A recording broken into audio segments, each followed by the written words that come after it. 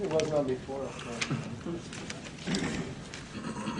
Be cloudy. I'm not sure either one of them are. Non-formal training institutions is our topic. Our questions are three, very broad. What do we teach? How do we teach? And how do we assess and validate? That gives us lots of room to explore this afternoon. What do we teach? We talked about Bible and related skills and thoughts. Sufficient Bible basis to facilitate them to be able to develop their own theology out of Scripture that speaks to their culture. And the teachers are not only the so-called teachers, but also the students. It's a multi-dimensional teaching experience. We also talked in relation to what and how a lot about literacy. What is the role of literacy? And we came up with a number of ideas. Jackson uses literacy in the training materials that he uses written materials to train his trainers. And David uses literacy in that the people that he teaches who are oral learners want to become literate in order to be able to function in Brazil as citizens. So literacy is a consideration in the training curricular materials in giving orals new skills for their lives. And I was concerned about literacy in at least one or two people in the ethne having access to the Bible, the authoritative documents, which could be audio or video, but somehow should have access. And then David also pointed out that literacy for his people has meant the preservation of their languages and their cultures, which were dying out until they became literate. And now they are actually proud and happy to use their languages. But how much you use literacy varies with the organization and with the felt needs of how to teach involves a lot of it, cultural media, and also we talked about secondary orality, secondary oral learners, and using oral methods in our own schools, seminaries here. And then assessment and validation. These training programs are a category because we are not accredited. That's the only thing we have in common. So we represent everything that's not accredited, the whole gamut. Nevertheless, accreditation is a continuum. And regardless of where we are, we wish to be demonstrating that we produce results of quality. That would be success. And we want to demonstrate this to ourselves in terms of our own goals, but we also would like to be receiving some sort of validation from other people, like existing Bible schools and seminaries and so forth. And so that's the thing that we will be discussing in that category, the whole area of assessment and validation.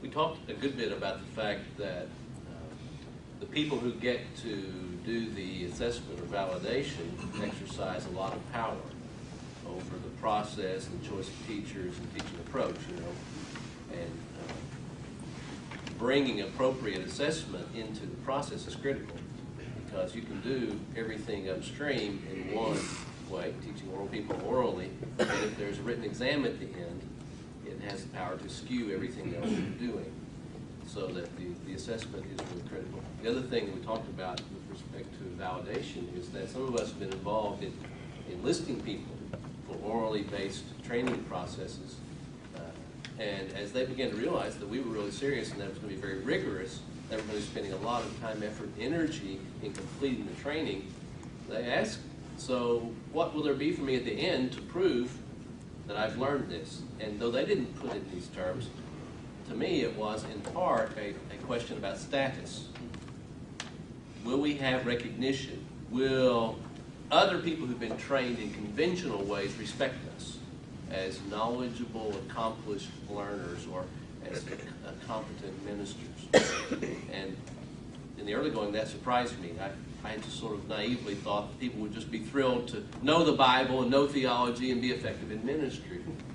But on further consideration, I realized that was also a concern of mine as well. I also wanted to have learning that was acknowledged by others and to have that. So this is one of the places where the relationship between informal and formal is a critical piece. We talked earlier in the meeting about the role that the formal institutions have in legitimizing, validating training processes without conforming them to its own mold. To me, that's the critically difficult part.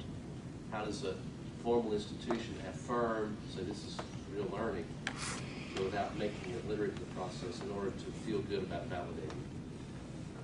And I think, too, we talked about the methods of the teaching, and the organization that we're with, we have a wholly oral method where we can train someone that cannot read or write at all, but yet we also have written materials. And so how do you work within both of those, and which is appropriate, and how appropriate is it if you're working with secondary oral learners? How much literacy do you use versus not? So we have both of these approaches, and it's something to think about and consider what role it plays. And one thing we spent a lot of time talking about is, should literacy be the goal? Are we okay saying someone can come and be fully trained and never become literate?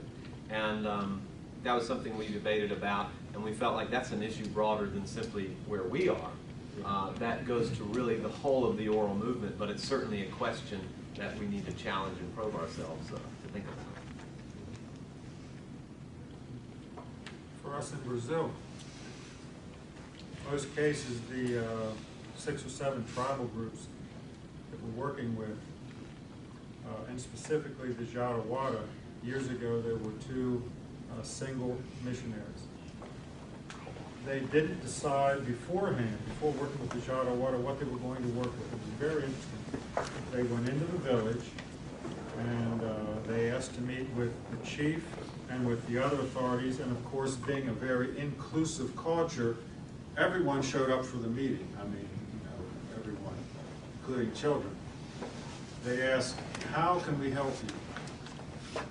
The Jarawada leadership, after talking among themselves for a while, of course the missionaries didn't understand any of this, they said, we want you to help us to be able to read and write in our own language. Now, where did that come from? From seeing other missionaries in the region who had been there before, and seeing others of their cousins, other closely related tribes, and even related linguistically, at first not knowing how to read and write, and then learning how to read and write. So it started out with a literacy project. And so, at least in our experience in Brazil, even oral cultures, not all of them, because the older people, in as much as we tried, never learned how to read and write. But the younger ones who wanted to learn how to read and write, the missionaries went from there, teaching them, coming up with an alphabet, teaching them how to read and write in their own language, actually teaching just a handful, and then seeing that handful teach others without